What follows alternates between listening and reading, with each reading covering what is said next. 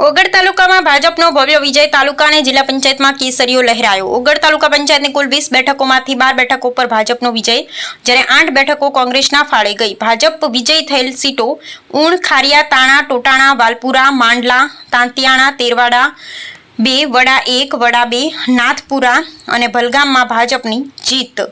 કોંગ્રેસના ફાળે ગયેલી બેઠકો મોટા જામપુર, ચાંગા, પાદર, તેરવાડા 1, વરસડા, અધગામ, કાકર અને વડા 2માં કોંગ્રેસનો પંજો ચાલ્યો। ઓગળ જિલ્લા પંચાયતમાં પણ ભાજપનું વર્ચસ્વ। જિલ્લા પંચાયતની 3 બેઠકમાંથી 2 બેઠકો વડા અને તાણા પર ભાજપે કબજો કર્યો, જ્યારે 1 બેઠક તેરવાડા પર કોંગ્રેસના ઉમેદવાર વિજયી થયા। ઓગળ તાલુકા પંચાયતમાં ભાજપની 12 બેઠકો સાથે સ્પષ્ટ બહુમતી। તાલુકા પંચાયત પરિણામ: કોંગ્રેસને ફાળે 8 બેઠકો, ભાજપના ગઢમાં ગાબડું પાડવામાં નિષ્ફળ। જિલ્લા પંચાયતની 3 બેઠકોમાંથી 2 બેઠકો પર ભાજપનો વિજય, 1 બેઠક કોંગ્રેસના ફાળે। અહેવાલ રામજીભાઈ રાયગોર। તેરવાડા જિલ્લા પંચાયતમાં આવતા 23 ગામોની અંદર 18 આલમ સતીશ કુમે મને ખૂબ સાથ સહકાર અને એક મારા કોંગ્રેસના કાર્યકર્તાએ બહુ મહેનત કરી અને આ જીત મારી નથી, સમગ્ર તેરવાડા જિલ્લા પંચાયતમાં આવતા 23 ગામમાં 18 સમાજની જીત છે। મારી કોઈ વ્યક્તિગત જીત નથી। હું દિલથી 23 ગામનો હૃદયપૂર્વક આભાર વ્યક્ત કરું। સાથે સાથે આપ સૌએ મને સાથ સહકાર આપ્યો બદલ ખૂબ ખૂબ હૃદયપૂર્વક આભાર।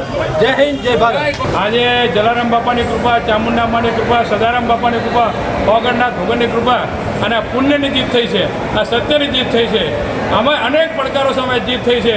હું ભારતીય જનતા પાર્ટી અને તમામ મતદારોનો હૃદયપૂર્વક, ભાવપૂર્વક ખૂબ આભાર એવા માટે તત્પર રહીશ અને કોઈ પણ કામમાં હું જરાક કચાશ નહીં નાખવા હું અત્યારે જીત્યા પછી સૌને આશ્વાસન આપું છું।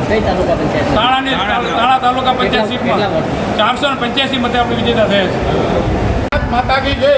આજે જે તાણા જિલ્લા પંચાયતમાં ભારતીય જનતા પાર્ટી વિશ્વાસ મૂકી અને મને જે ઉમેદવારી કરાવી હતી એમાં હું તાણા જિલ્લા પંચાયતના ઉમેદવાર તરીકે વિજેતા થયેલો છું। મોદી સાહેબનો જે વિકાસ અને છેક છેવાડાના ગામડામાં સુધી જે મોદી સાહેબે વિકાસ કર્યો અને ભારતની સરકાર અને ગુજરાતની સરકાર બંનેની જે ડબલ એન્જિનની સરકારના વિકાસથી લોકોએ જે ખોબલે મને ખૂબ વોટ આપ્યા।